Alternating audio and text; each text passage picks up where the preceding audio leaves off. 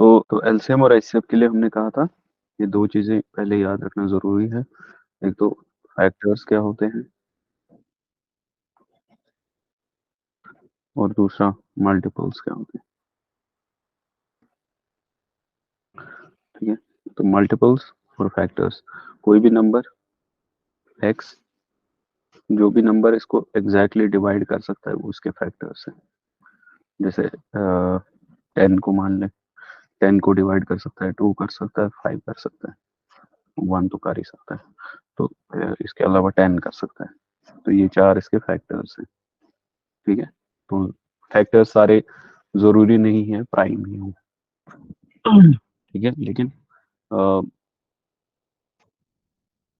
Prime जरूरी नहीं है। ठीक है, तो फैक्टर्स जो भी नंबर्स किसी पर्टिकुलर नंबर को डिवाइड करते हैं उनको हम फैक्टर्स कहते हैं। और दूसरा मल्टीपल्स, मल्टीपल्स जिन नंबर्स को, यानी खुद से बड़े जो नंबर्स होंगे जिनको ये डिवाइड कर सकता है उसको हम फैक्टर्स कहते हैं। ठीक है, तो फैक्टर्स, फैक्टर ऑफ एक्स ऐसा नंबर होगा जो एक्स को डिवाइड कर सकता है। ठीक है, और मल्टीपल ऑफ एक्स वो नंबर्स हैं जो जिससे, नहीं सॉरी, मल्टीपल ऑफ एक्स वो ऐसे नंबर्स हैं जिससे ये जो एक्स से डिवाइड हो सकते हैं। पहला भी यही हो गया। तो पहला फैक्टर्स जो एक्स को डिवाइड कर सकते हैं, मल्टीपल्स जिनसे एक्स डिवाइड हो सकता है, या हमने आम लैंग्वेज में जो कहते हैं फैक्टर्स ऐसे नंबर्स जिनके टेबल्स में ये नंबर आता है। मान लो 10 के फैक्टर्स वही हैं जिनके टेबल में 10 आता है एज ए प्रोडक्ट। और 10 के मल्टीपल्स ऐसे नंबर्स हैं जिनके टेबल में जो है 10 एज ए मल्टीप्लायर आता हो, या जो मल्टीप्लाई करके हमें कोई नंबर मिले। 10 से मल्टीप्लाई करके 1 से अगर करेंगे तो 10 मिलेगा, 2 से करेंगे 20 मिलेगा। तो ये सारे 10, 20, 30, 40 जो भी है तो वो इसके मल्टीपल्स कहलाते हैं। तो एलसीएम और एचसीएफ ऐसे नंबर्स हैं जो या तो एचसीएफ तो फैक्टर होता है और एलसीएम मल्टीपल्स के रिलेटेड होता है। ठीक है, तो किसी भी नंबर में हम एलसीएम और एचसीएफ कैसे निकालते हैं। ठीक है, तो हमने कहा था उस जो वो मेथड है उसको कहते हैं प्राइम फैक्टराइजेशन।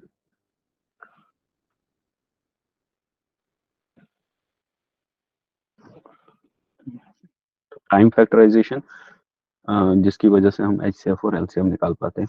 असल में मैथमेटिक्स में एक थ्योरम है या रूल है, मान लो उसको कहते हैं फंडामेंटल थ्योरम।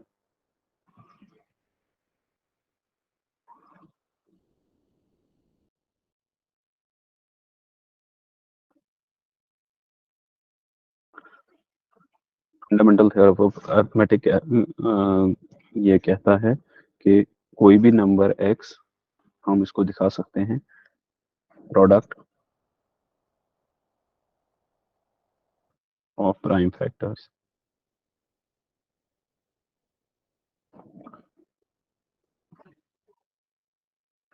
कोई भी नंबर एक्स, कोई भी नंबर हो उसको हम दिखा सकते हैं as a product of its prime factors. जैसे मान लो हमारे पास 200 है, इसको हम दिखा सकते हैं 2 इंटू 2 इंटू 2 इंटू 5 इंटू 5। ठीक है, या ऐसे 2 rays power 3 into 5 rays power 2। ठीक है, तो ये फंडामेंटल थ्योरम कहलाती है कि हम किसी भी नंबर को दिखा सकते हैं as a product of its prime factors. तो इसी के बेसिस पे प्राइम फैक्टराइजेशन आता है, एक मेथड है जिसकी वजह से हम एलसीएम और आईसीएफ निकाल पाते हैं किसी नंबर का। मान लो मेरे पास दो नंबर्स हैं 10 और 30 है, तो इनका हम एक साथ प्राइम फैक्टराइजेशन करते हैं, यानी इसकी फैक्टर्स निकालते हैं। सबसे पहला फैक्टर 2 होगा क्योंकि दोनों को डिवाइड करेगा। 2 5 जा 2 15 जा। अब 2 से नहीं हो सकता, 3 से हो सकता है, एक को 3, 5 ऐसे ही रहेगा, 5 को नहीं होगा, 15 को 3 5 जा 15, फिर दोनों को 5 से होगा। तो इस तरह से इन दो नंबर्स का जो एलसीएम होगा वो product of there factors, prime factors. तो एलसीएम ऑफ 10 एंड 30 किसके बराबर होगा? 2 इंटू 3 इंटू 5। कितना हो गया? ठीक है, तो आसान है। अच्छा, जो जो नंबर दोनों को मल्टीप्लाई कर पाता है, जैसे यहाँ पे 2 दोनों को, सॉरी, डिवाइड कर पाता है, 2 भी दोनों को डिवाइड कर पाता है, 5 भी दोनों को डिवाइड कर पाता है। ठीक है, तो ये दोनों जो कॉमन है, ये दोनों कॉमन है, तो इनका प्रोडक्ट एचसीएफ कहलाता है। एचसीएफ इनका होगा 2, क्योंकि ये भी दोनों एक ही स्टेप में दोनों को डिवाइड कर पाता है। 5, ये भी एक ही स्टेप में दोनों को डिवाइड कर पाता है। तो 2 इंटू 5, जो नंबर्स दोनों को डिवाइड कर पाते हैं एक स्टेप में, उसको, वो एचसीएफ है, उनका प्रोडक्ट एचसीएफ है। तो 10 इसका एचसीएफ है। ठीक है, अब हमने कहा था एचसीएफ बेसिकली क्या है? फैक्टर। ठीक है, तो हम देखेंगे क्या ये 10 दोनों का फैक्टर है? तो 10 का भी फैक्टर है, 30 का भी। 10 1s आर 10, और 10 3s आर 30। ठीक है, इसी तरह से हमने कहा था एलसीएम क्या है? मल्टीपल है। ठीक है, और मल्टीपल में क्या होता है कि उसके टेबल में, या मल्टीपल, जो इसके मल्टीपल्स होते हैं उनके टेबल में ये होता है। मान लो 10 और 30 है, इनका एलसीएम हमें 30 आ गया। तो क्या 30 के टेबल में 30 है? हाँ, 30 1 सा 30। और क्या 30 के टेबल में, सॉरी, हाँ ठीक है, तो 10 1 सा 10, या 1, सॉरी, 10 3 सा 30, और इसी तरह से 31 सा 30। तो दोनों के टेबल में 30 है। ठीक है, इसलिए ये एक मल्टीपल है, और सबसे लोवेस्ट मल्टीपल है जहाँ पे ये दोनों कॉमन आते हैं। और कौन सा मल्टीपल होगा? और मल्टीपल होगा 6 से। 10 6 जा 60, 32 जा 60। तो ये भी कॉमन होगा, लेकिन ये बड़ा होगा, इसलिए एलसीएम में क्या होता है? सबसे छोटा वाला मल्टीपल जो इन दोनों में कॉमन होगा। मान लो 10 है और 30 है, इनके टेबल्स में 20 60 30 90, और 10 का टेबल 40 50 60, इस तरह से 70 80 90। ठीक है, इसी तरह से आगे। और 30 के टेबल में 30 है, 60 है, 90 है, 120 है, इसी तरह से 150 है, और 180, इस तरह से आगे आगे। ठीक है, अब इन दोनों टेबल्स में कॉमन कौन कौन सा है?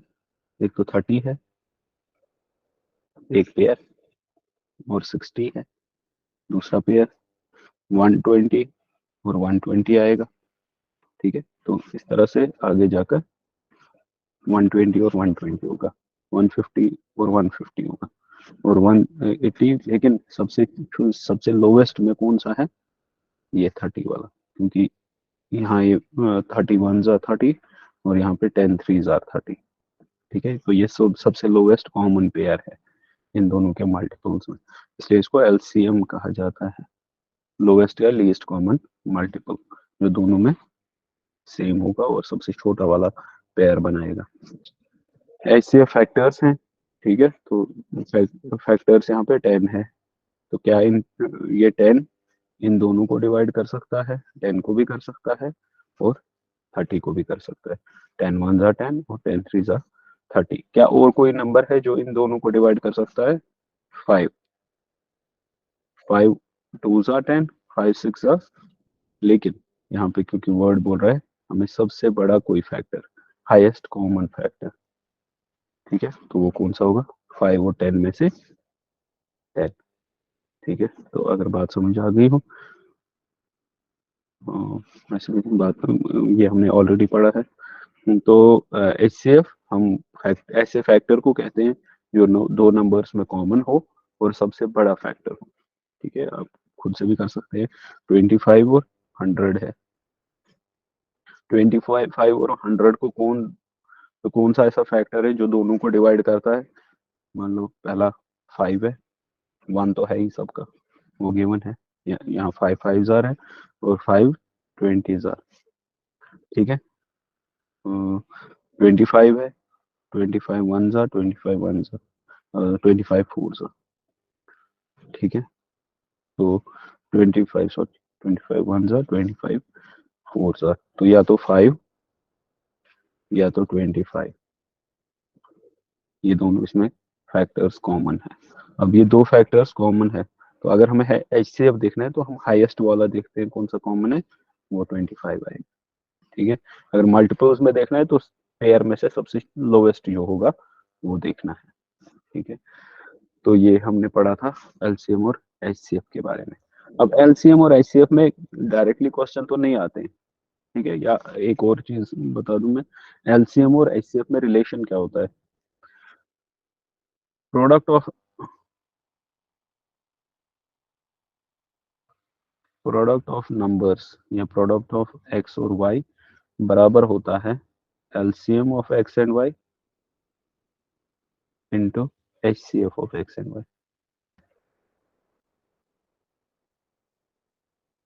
ठीक है, कभी कभार हमें प्रोडक्ट दिया होता, ये नंबर्स दिए होते हैं, उनका LCM दिया होता है, तो हमें बताना होता है कि उसका HCF क्या होगा।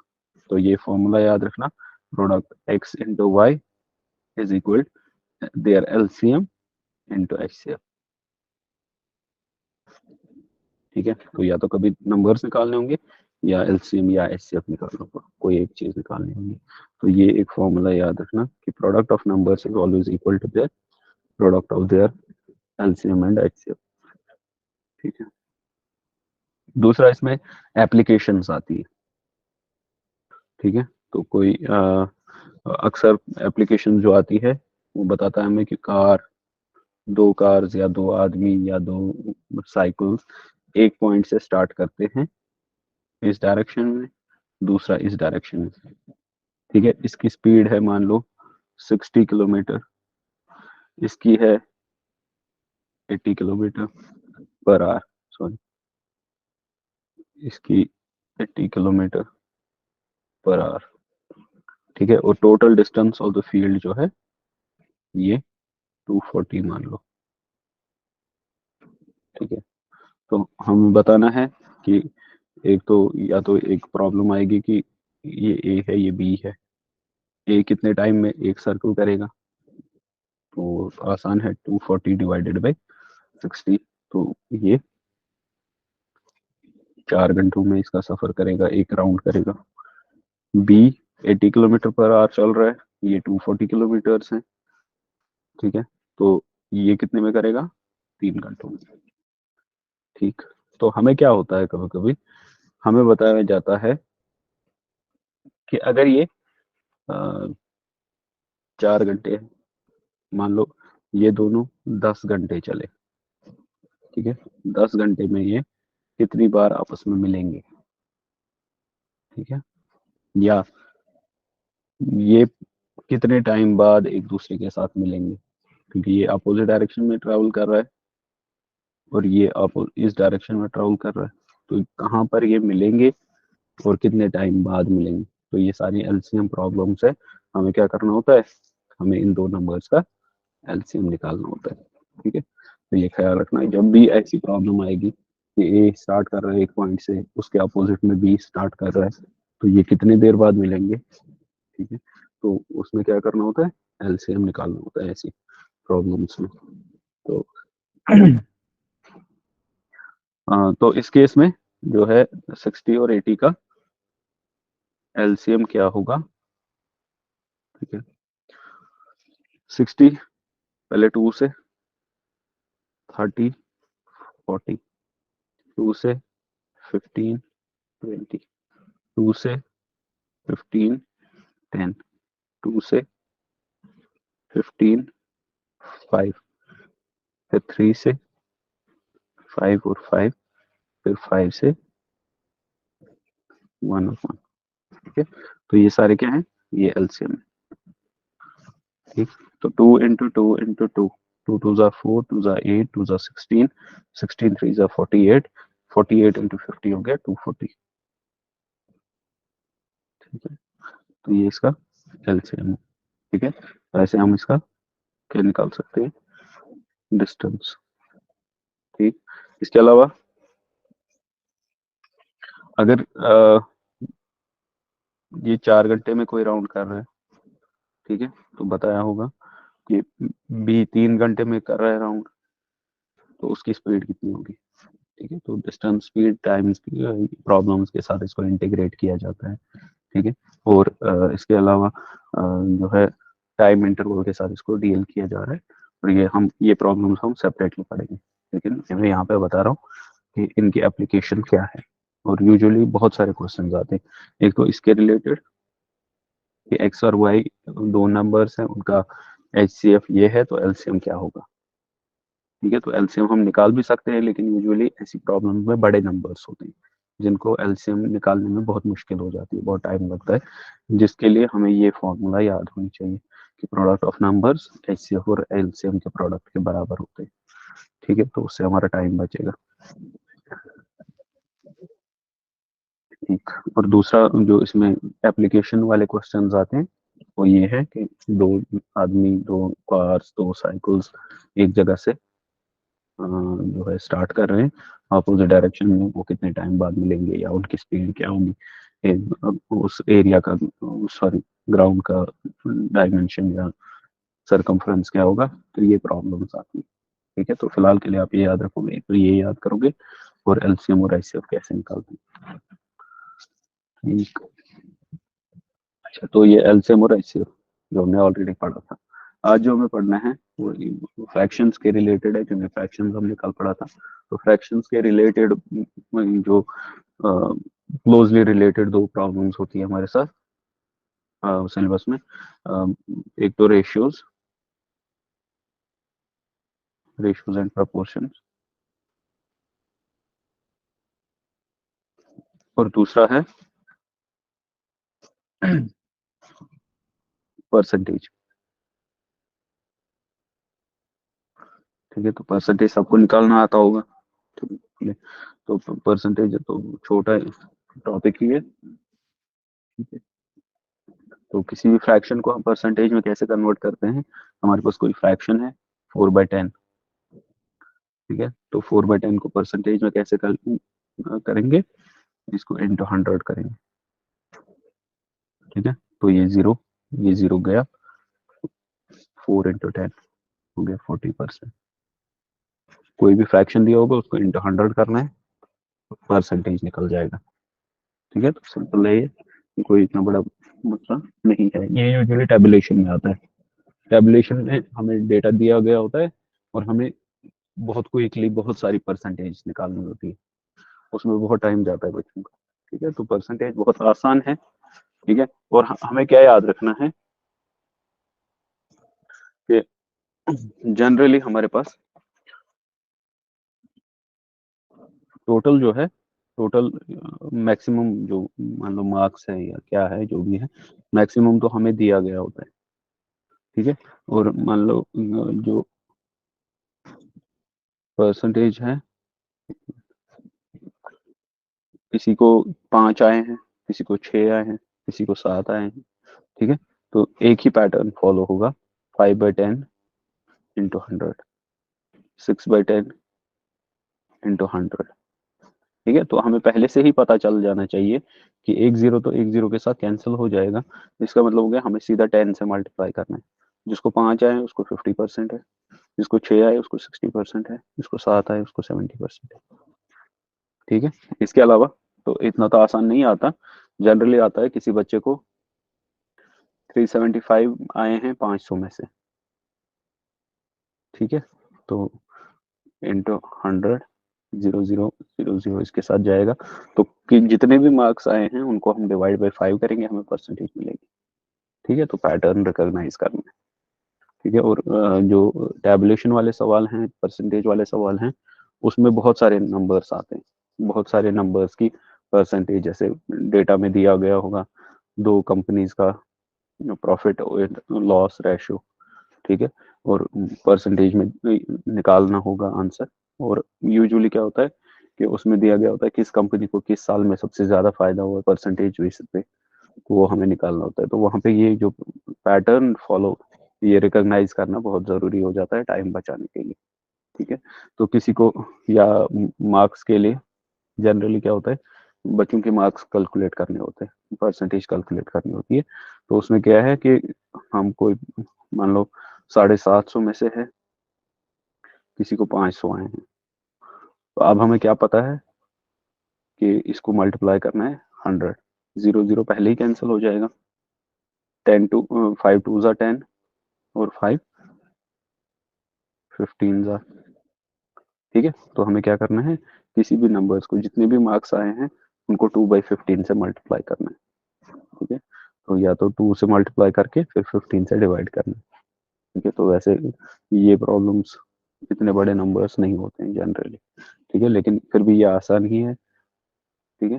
तो 5 यहाँ पे, 5 into 100, यहाँ पे 5 into 3। ठीक है। तो ये हो गया 200 डिवाइडेड बाई 3, 200 डिवाइडेड बाई 3, 3 1 जा, 3 6 जा 18, 20, 3 6 जा 18.6 बार। ठीक है। तो डिवीजन को अपना स्ट्रॉन्ग करो। डिवीजन स्ट्रॉन्ग करने के लिए टेबल्स याद होने चाहिए। टेबल्स बहुत ज्यादा जरूरी हैं। ठीक है। तो मैं बचपन में सोचता था ये टेबल याद क्यों कराते हैं इतने। ठीक है, लेकिन जितने ज्यादा आपको टेबल्स याद होंगे और जितना टेबल ज्यादा नंबर्स तक आपको याद होगा उतना ही। तो इसमें क्या होता है कि अगर कोई आप में से इन फ्यूचर किसी पीएससी का एग्जाम देना चाहता है या यूपीएससी भी दे, तो उसमें क्या है कि टेबल्स के लिए जनरल ये है कि 21 into 1 से लेकर 20 into 20 तक टेबल याद होनी चाहिए। यानी हर कोई टेबल 20 तक याद होना चाहिए और टेबल्स 20 तक याद होनी चाहिए। ठीक है। तो हमारा क्या होता है, यूजुअली 10 तक याद करते हैं, 10 into 10 तक, 10 10 तक। ठीक है, लेकिन करना क्या है कि हर कोई टेबल 20 तक याद करना है, तो 220 320 तक याद करना है। ठीक है, उससे कैलकुलेशन बहुत ही स्मूथ भी हो जाएंगी और जल्दी भी हो जाएंगी। टेबल बहुत इंपॉर्टेंट है। तो ये हो गया परसेंटेज। परसेंटेज का ये भी आ सकता है कि परसेंटेज दी हो, हमें मार्क्स निकालने। ठीक है। तो मान लो हमारे पास दिया होगा 50% आए हैं किसी बच्चे को और टोटल मार्क्स 220 थे। तो हम क्या करेंगे, ऐसे केसेस में क्या होता है कि हमें 50% को लिख सकते हैं 50/100 ऑफ 220। तो ऑफ का मतलब आपको पता है, 50/100 इंटू का होता है 220। ठीक है, फिर zero zero cancel, zero zero इसके साथ कैंसिल। ठीक है। तो 5 into 22 हो गया 110। ठीक है। तो 110 आए हैं इसको मार्क्स। ठीक है। इसी तरह से कभी आएगा 66% ऑफ 333। ठीक है। तो 333 के 66% आए हैं। ठीक है। तो उसमें क्या करना है, 66 डिवाइडेड बाई 100 इंटू 333। ठीक है। तो मतलब हो गया 66 जो है ये 100 का तीसरा, मतलब 3 में से 2 हिस्से हैं। ठीक है। तो ये गैस वर्क करना है कि 66 का मतलब हो गया 100 में से 3 में से 2। ठीक है। 3 में से 2 यानी 33, 33 और 33, डेसिमल को छोड़कर राउंड ऑफ करके। ठीक है। तो इसको 3 में से 2 पार्ट्स आए हैं, तो इतने में से कितने आएंगे, अगर इसको 1 1 1 करते हैं, 1 1 1 करते हैं, 1 1 1।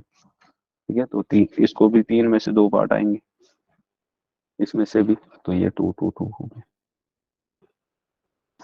ठीक है। तो ऐसे थोड़ा सा पैटर्न रिकॉग्नाइज करना होता है, और ये जितना ज्यादा आप प्रैक्टिस करोगे आपको पैटर्न रिकॉग्नाइज होगा। ठीक है।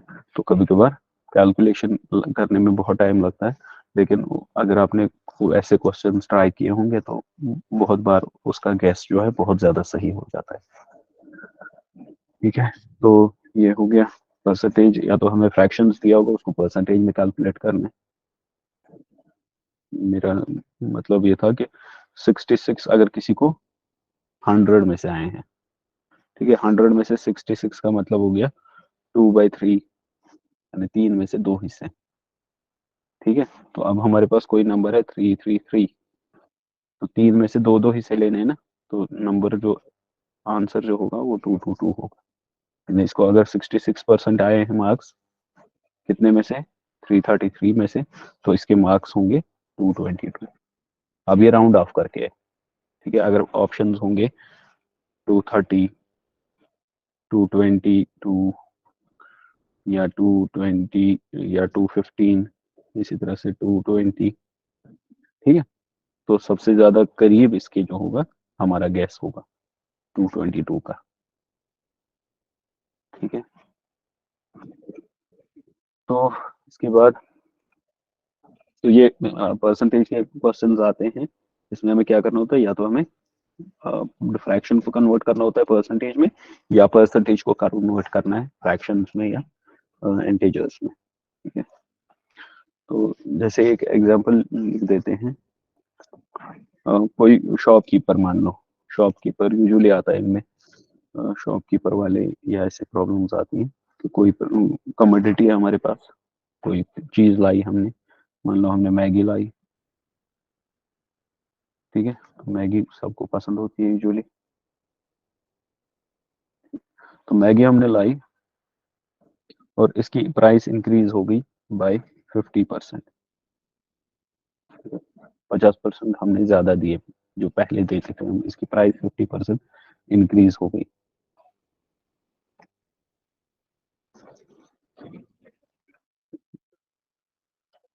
तो इसकी प्राइस क्या होगी, 50% इंक्रीज हो गई।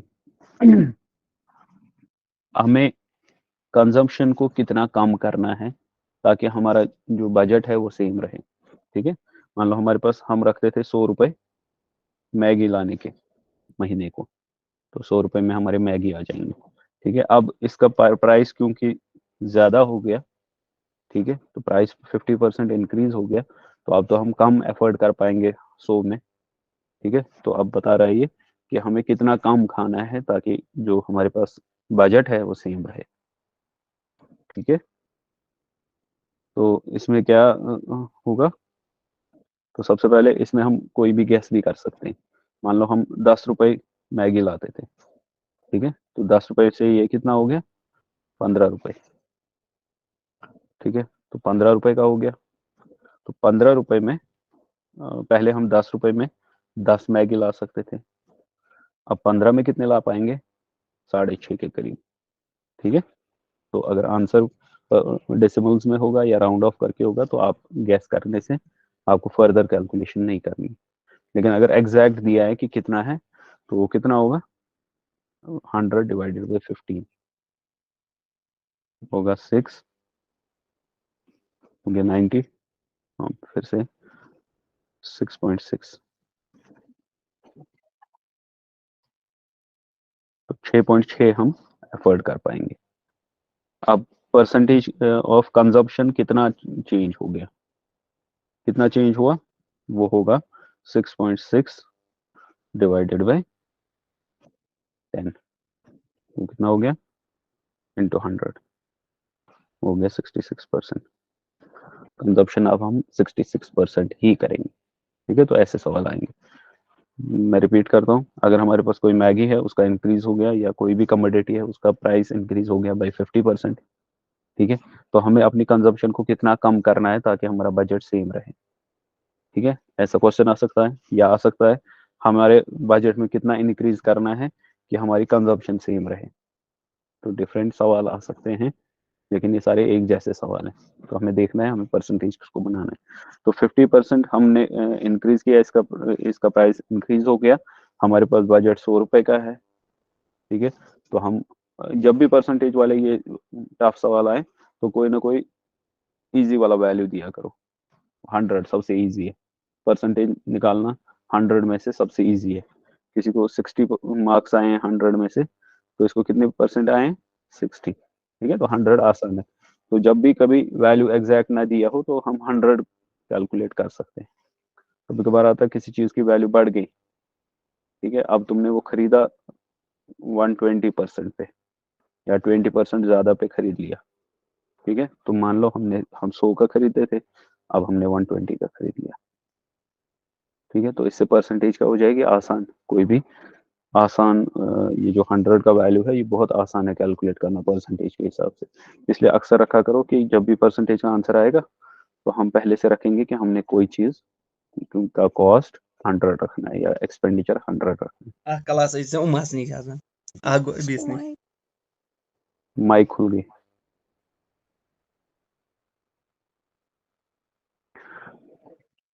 ठीक।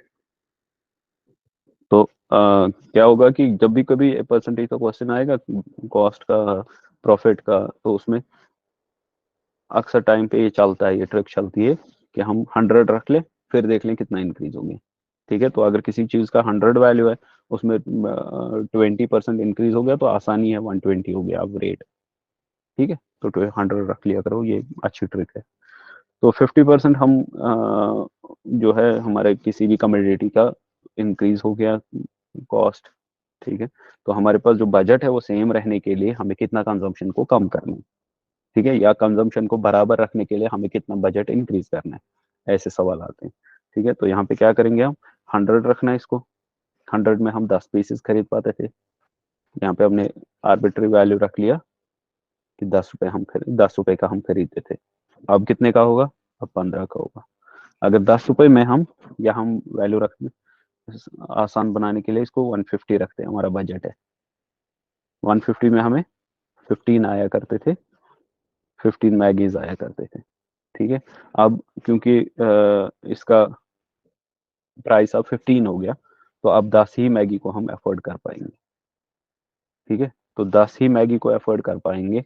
हम पहले 15 करते थे, तो हमने कितना, अब हम कितना कंजम्पशन कर रहे हैं इन टर्म्स ऑफ परसेंटेज, वो कैसे निकलेगा? 10 डिवाइडेड बाई 15। ठीक है, तो वो 66.6 बार। ठीक है, तो अब हम सिर्फ 66% खा रहे हैं उस चीज का, कॉस्ट 50% इंक्रीज होने की वजह से। ठीक है, तो ये ऐसी प्रॉब्लम्स आती हैं परसेंटेज में, ये रियल लाइफ एप्लीकेशंस में जो प्रॉब्लम्स आती हैं। और जनरली जो प्रॉब्लम्स हैं वो यही वर्ड प्रॉब्लम्स ही आती हैं। ठीक है, तो पहले इनको समझना जरूरी है, और समझने के लिए कोई एक नंबर, आसान सा नंबर पहले हम एंकर रख देते हैं। ठीक है, तो एंकर कोई बना लिया, 100 सबसे आसान हो जाता है परसेंटेज निकालने के लिए, इसलिए 100 को ध्यान में रखा करो। किसी भी चीज का प्राइस 50% इंक्रीज हो गया तो पहले उसका 100 था, अब और 50% हो गया उसका, तो 150 हो गया। ठीक है, तो इससे आसान हो जाएगी प्रॉब्लम। तो ये परसेंटेज के रिलेटेड है। दूसरा जो इसमें प्रॉब्लम्स होती हैं वो रेशियोज के रिलेटेड होती है।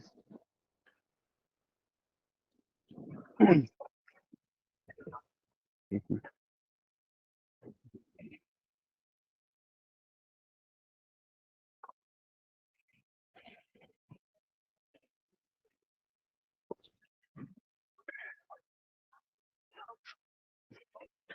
दूसरी प्रॉब्लम जो है वो रेशियोज के रिलेटेड होती है, रेशियोज एंड कंपोजिशंस, ये सॉरी प्रोपोर्शंस।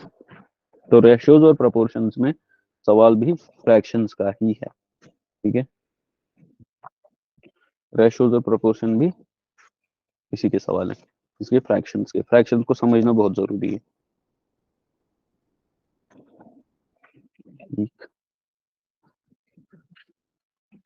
तो रेशियो प्रोपोर्शंस के हम क्या कहते हैं, किसी हमने क्या किया है कि 10 में से 4, ठीक है, अगर मुझे 10 में से 4 है, किसी और को 10 में से 5 है, तो मुझे 100 में से कितने होंगे, उसको 100 में से कितने होंगे। यानी अगर मुझे 10 में से 4 आ रहे तो 100 में से कितने आएंगे। ठीक है, तो ऐसे 40 हो गया। तो ये तो 100 को कैलकुलेट करना आसान हो जाता है। ठीक है, तो मैं पहले ही बताया। इसी तरह से मुझे 6 में से 5 आए हैं, तो मुझे इसी परसेंटेज के हिसाब से 12 में से कितने आएंगे, ठीक है। ऐसे ही मेरा वेट अगर कॉन्स्टेंटली बढ़ रहा है, ठीक है, तो 2 साल में मेरा वेट 4 kg बढ़ रहा है, ठीक है। 5 साल में कितना बढ़ेगा, ठीक है, या 10 kg कितने साल में बढ़ेगा, ऐसे ऐसे क्वेश्चन आते हैं, ठीक है।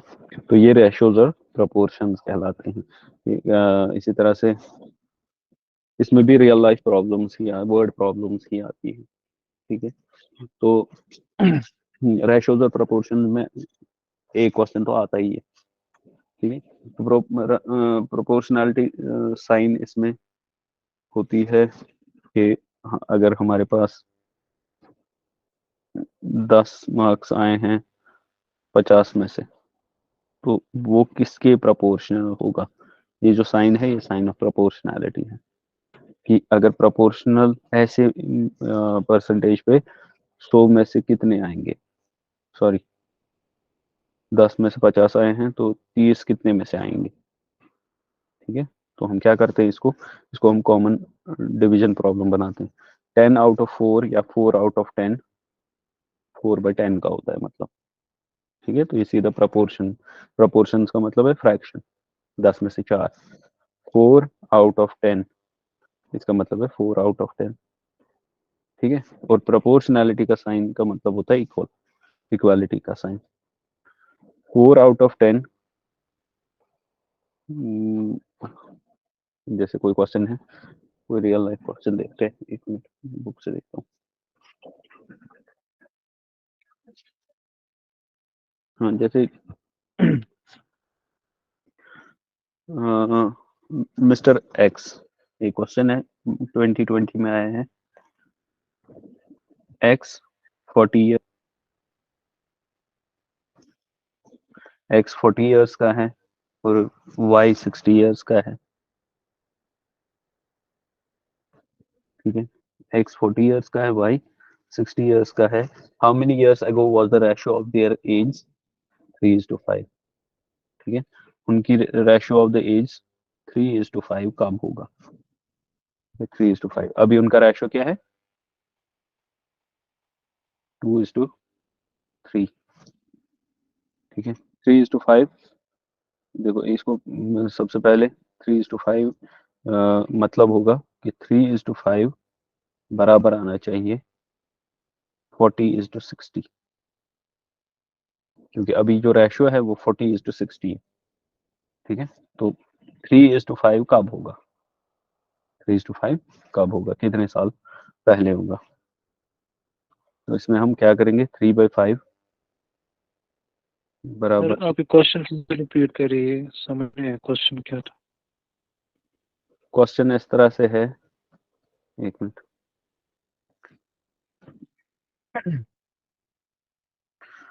एक्स और वाई ये दो लोग हैं, इनकी एज, प्रेजेंट एज 40 है और 60 है।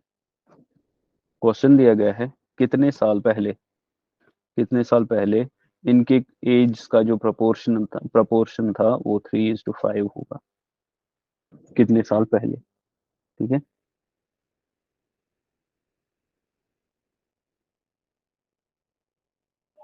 ठीक, तो हमें देखना है कि हम कितना पीछे जाएंगे और उनका फिर प्रपोर्शन। देखो इसमें सबसे पहला गैस वर्क होता है। एक तरीका इसमें है कि हम कुछ साल पीछे जाएंगे, जैसे इसमें गए हम 10-10 साल पीछे, तो 10 साल पहले एक्स का कितना होता, एज 30, वाई का होता 50, ठीक है। तो रेशियो कितना होगा, अभी का रेशियो है 2:3। 40/60 का मतलब है 23 ज़ा 20, सॉरी 22 ज़ा 23 ज़ा 2:3 रेशियो है। तो 10 साल पहले 30 और 50 होते, तो तब क्या रेशियो होता, 3:5, ठीक है। तो एक तो सिंपल है गैस वर्क, ये आसान तरीका है, ठीक है। दूसरा तरीका इसमें अलजेब्रिक एक्सप्रेशन लगाने का है, तो वो थोड़ा सा बड़ा हो जाएगा, समझ में आ रहा है। इनने इतना बड़ा क्वेश्चन क्यों दिया था, तो ये शायद इसी वजह से कि गैस कर पाते हैं लोग कि नहीं, वो चेक करने के लिए, वरना ये बहुत बड़ा क्वेश्चन है अगर मैथमेटिकली इसको प्रूव करेंगे। ठीक है, तो हम क्या कर रहे हैं, सीधा 10-10 साल पीछे जा रहे हैं या 5-5 साल, जैसे भी कन्वीनियंट होगा। ठीक है, तो अभी जो इनकी एज है 40 है और 60 है, तो रेशियो क्या होगा, 2:3, 40/60। ठीक है, तो 2/3 इनका रेशियो होगा। और अगर 10 साल पहले जाएं तो इनका एज का रेशियो होगा 30 और 50, जिसका मतलब हो गया 3:5।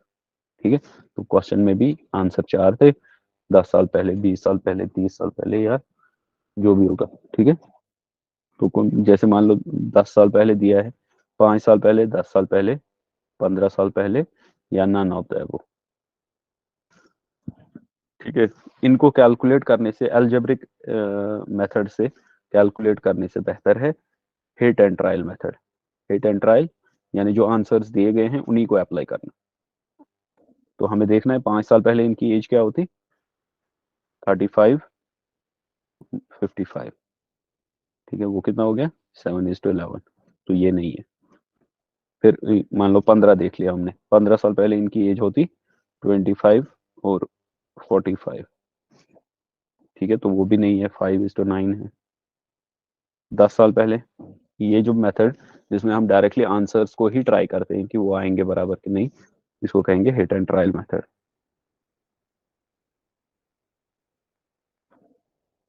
ठीक है, और जो बड़े क्वेश्चंस होते हैं उनमें अक्सर हिट एंड ट्रायल मेथड बहुत टाइम बचाता है। ठीक है, तो 3 ऑप्शंस हमें ट्राई करने हैं और ये बहुत आसान है ट्राई करना। ठीक है, तो जो भी इसमें से बराबर, अगर कोई बराबर नहीं आया तो नन होता है वो है। ठीक है, लेकिन जनरली जो है ये काम करता है, बहुत इजीली काम करता है हिट एंड ट्रायल मेथड। तो यहाँ पे भी हमने hit and trial method he apply किया, जिससे हमें इसका रेशियो बराबर आया। तो किसी भी चीज का रेशियो का मतलब है डिवीजन, सिंपल डिवीजन, यानी 4/5 को का मतलब है 4:5। ठीक है, तो ये जो बीच में है ये डिवीजन के बदले है। इसी तरह से हमें दिया गया होगा, मान लो कि शेयर्स, 3 लोगों के शेयर्स हैं, 2:3:5, 3 लोग हैं, इनको 2:3:5 शेयर्स हैं, और टोटल शेयर्स जो हैं मान लो 1000। ठीक है, तो 2:3:5 में टोटल कितने हैं, 1000। तो हमें देखना है पहले, सबसे पहले कि ये 2, 3 और 5 का वैल्यू कितना है। ठीक है, 2 हिस्सों का, 3 हिस्सों का, 5 हिस्सों का टोटल का वैल्यू कितना है। तो ये कितने हिस्से हैं 3 लोगों के पास, 2 + 3 + 5, 10 हिस्से। ठीक है, 10 हिस्सों का वैल्यू कितना है, 1000। एक हिस्से का कितना होगा, 100। ठीक है, तो ये कॉमन सेंस वाला क्वेश्चन है। एक के पास 2 हिस्से हैं, दूसरे के पास 3 हिस्से हैं, तीसरे के पास 5 हिस्से हैं। ठीक है, तो टोटल हिस्से कितने हैं, 10। तो 10 हिस्सों का वैल्यू बराबर है 1000 के। तो एक हिस्से का वैल्यू कितना होगा, 100। ठीक है, तो इसके पास अगर 2 हिस्से हैं तो इसके पास 200 शेयर्स हैं, इसके पास 3 हिस्से हैं तो इसके पास 300 शेयर्स हैं, और इसके पास 5 हिस्से हैं तो 500 शेयर्स होंगे। ठीक है, तो ये जो है ऐसे वाले सवाल आते हैं कि एक के पास, तो इनमें हमें मैथमेटिकल, ये एक तो हो गया ये कॉमन सेंस वाला आंसर निकालना। दूसरा मैथमेटिकल आंसर ये है कि एक के पास हम रखते हैं 2x शेयर्स,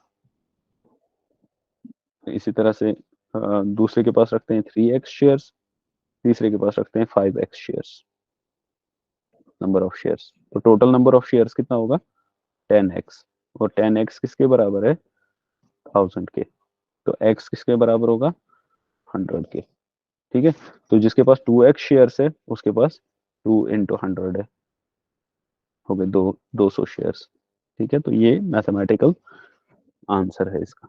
ठीक है, लेकिन जनरली ये ऐसे ही क्वेश्चन आते हैं और इनको आप बिना किसी कैलकुलेशन रफ पे करके, करना चाहिए रफ पे, बहुत अच्छा है। तो अगर टाइम कम है तो ऐसे भी कर सकते हैं इन क्वेश्चंस को आप। ठीक है, तो ये हो गया शेयर्स का। ठीक है,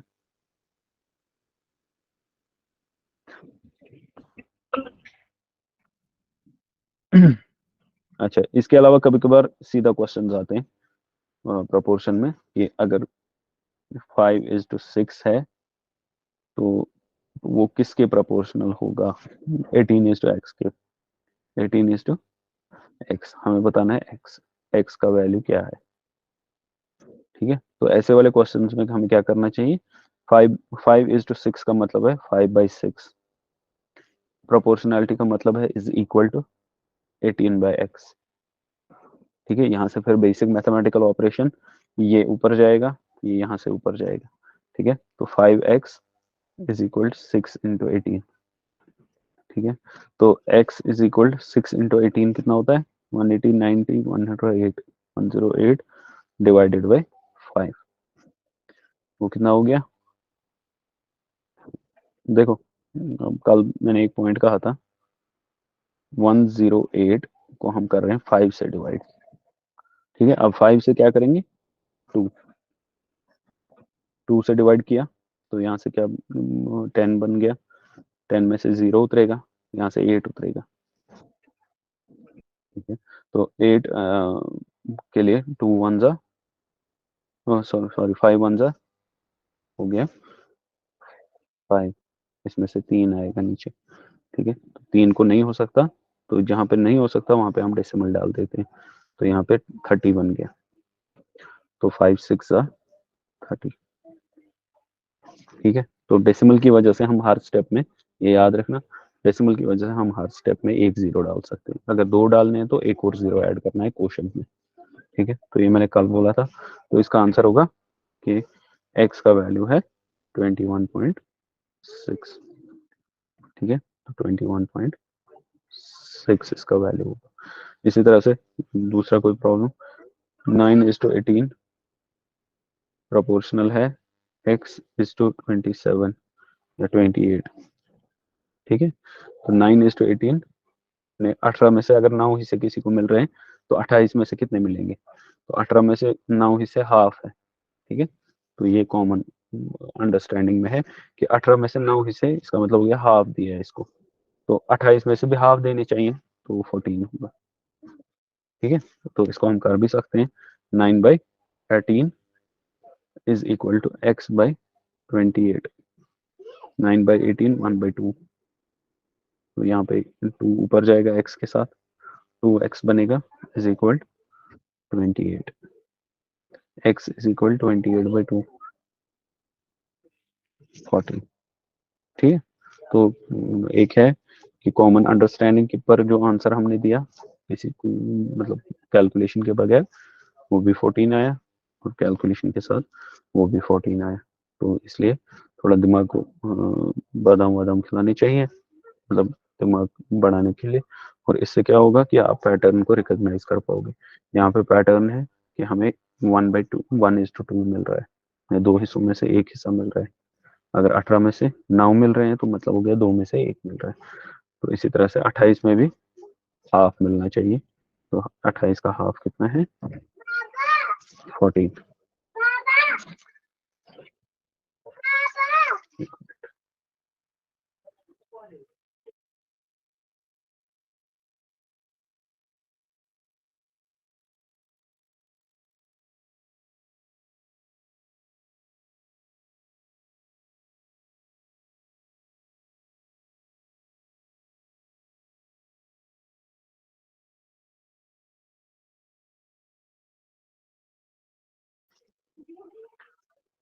तो हाँ, प्रपोर्शंस में, तो प्रपोर्शंस में ये आता है। ठीक है, तो मान लो कि एक क्वेश्चन प्रैक्टिस के लिए मैं दे देता हूँ कि ए और बी है हमारे पास, दो लोग, और इनका जो इनकम है वो ऑफ द रेशो 3:2 है, यानी तीन किसी भी नंबर का 3 टाइम्स जो है ए को मिलता है और 2 टाइम्स बी को मिलता है, यानी 5 हिस्सों में से 3 मिलते हैं ए को, 2 मिलते हैं बी को। ठीक है, अगर दोनों सेव करते हैं 200 रुपए,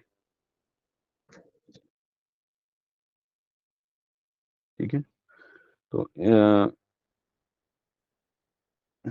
सॉरी, अगर ए और बी इनका इनकम 3:2 है और एक्सपेंडिचर एक्सपेंडिचर 5:3 3 है, 5:3, ठीक है।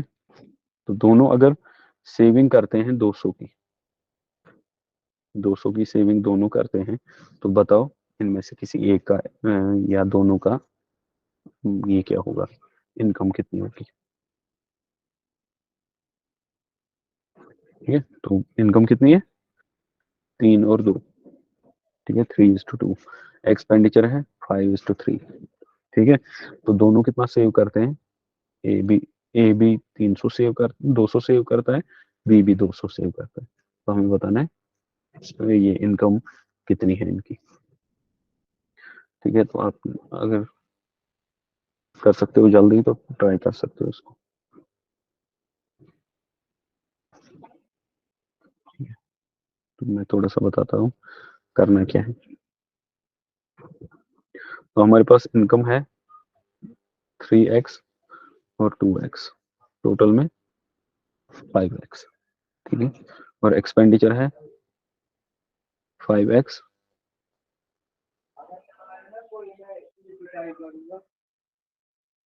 3x। यहाँ हम एक्सपेंडिचर को दूसरा कोई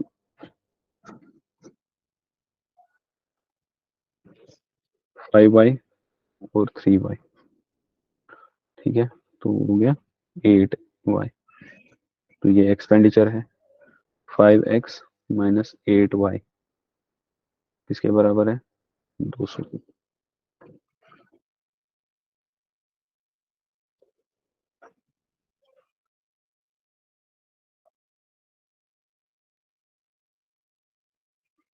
क्वेश्चन में है दोनों सेव कर रहे हैं मिलकर, नहीं ये बोथ सेव, सॉरी, ये इसका एक्सपेंडिचर है, ये इनकम है, ये इसका एक्सपेंडिचर है, ठीक है।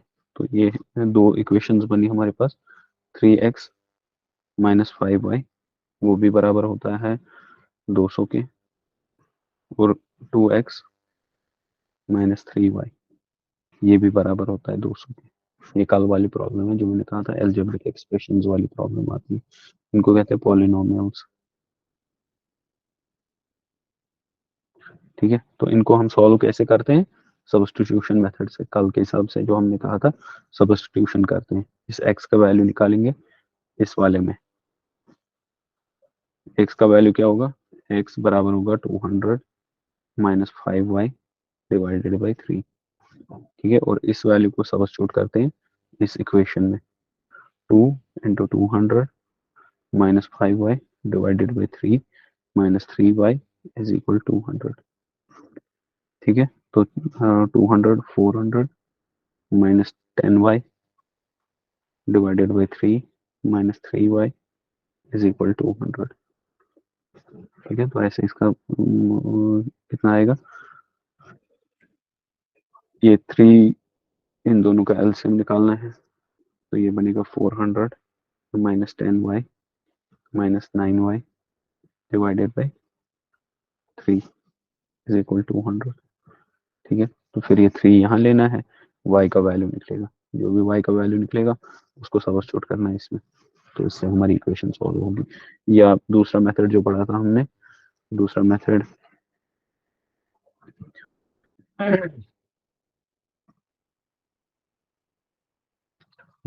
एलिमिनेशन मेथड, तो वो पढ़ा था कि इन दोनों को सेम बनाना, यहाँ पे भी 3, एक जगह पे 3x है, दूसरी जगह पे 2x है, तो इनको हम सेम कैसे बनाएंगे, इनको मल्टीप्लाई करेंगे आपस में। देखो क्या करेंगे, इसको हम इन दोनों को, इसको 2 से मल्टीप्लाई करेंगे, इसको 3 से मल्टीप्लाई करेंगे, तो दोनों इक्वेशंस क्या बनेंगे, 6x minus 10y is equal 400, और यहाँ पे 6x minus 9y is equal 600, ठीक है। तो फिर इनको सब्ट्रैक्ट करेंगे, इसको सब्ट्रैक्ट करेंगे, इसको सब्ट्रैक्ट करेंगे, इसको सब्ट्रैक्ट करेंगे, तो ये कैंसिल हो जाएगा, यहाँ से y निकलेगा, minus y is equal minus 200, तो y कितना है 200, तो y अगर 200 है उसको सब्स्टिट्यूट करेंगे इस इक्वेशन में, 3 x minus 5 into 200 is equal 200. ठीक है, तो 3x minus 1000 is equal 200.